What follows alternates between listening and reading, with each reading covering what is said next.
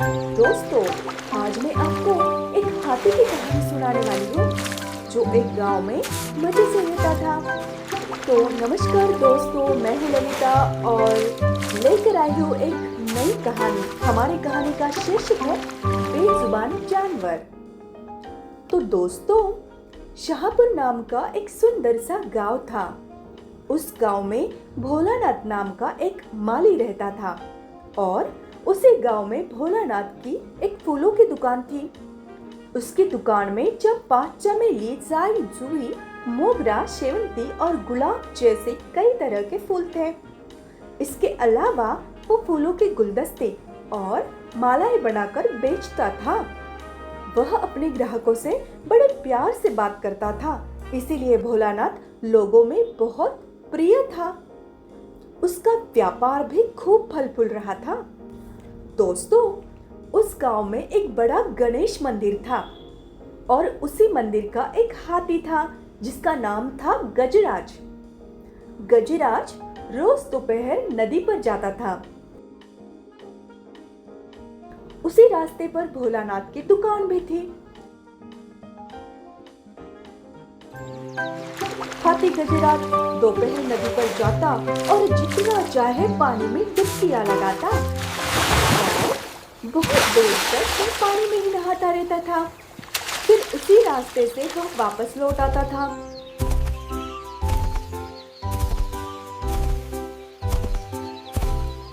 रास्ते में वह भोलानाथ की दुकान के पास रुक जाता।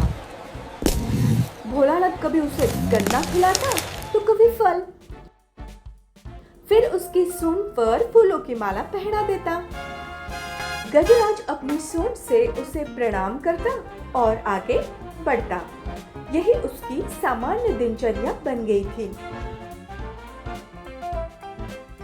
एक दिन भोलानाथ ने सोचा, चलो इस हाथी के साथ कुछ मजाक किया जाए।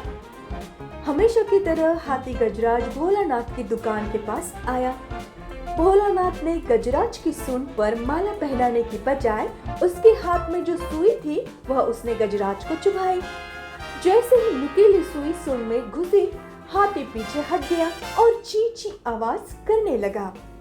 हाथी गजराज को बहुत दर्द हो रहा था। Oh, that is too funny. लेकिन दुकान के पास खड़े लोग और खुद भोलानाथ खिलखिलाकर हंसने लगे। दोस्तों, हाथी गजराज माली भोलानाथ पर क्रोधित हो गया। वह नदी की ओर वापस लौट गया। उसने नदी के किनारे का पानी अपनी सूंड में भर लिया और भोलानाथ की दुकान के पास आया।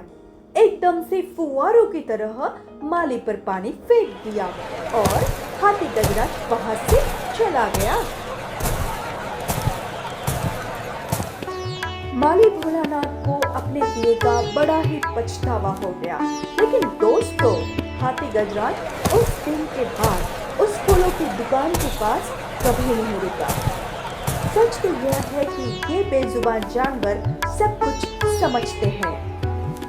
संक्षेप में कहानी हमें यह सीख देती है कि हमें मनुष्य के साथ साथ जानवरों के प्रति भी दयालु और सम्मानजनक रहना चाहिए, क्योंकि वे भी भावनाओं और समझ से परिपूर्ण होते हैं। तो दोस्तों, यदि आपको मेरी कहानी अच्छी लगी हो तो कहानी को लाइक करें, अपने दोस्तों में शेयर करें। अब तक चैनल को सब्सक्राइब नहीं किया होगा तो ऐसी नई नई कहानियाँ सुनने के लिए चैनल को सब्सक्राइब अवश्य करें और कोई भी कहानी मिस ना हो इसलिए बेल आइकन अवश्य दबाइए। फिर मिलूंगी ऐसे किसी नई कहानी के साथ। तब तक के लिए धन्यवाद।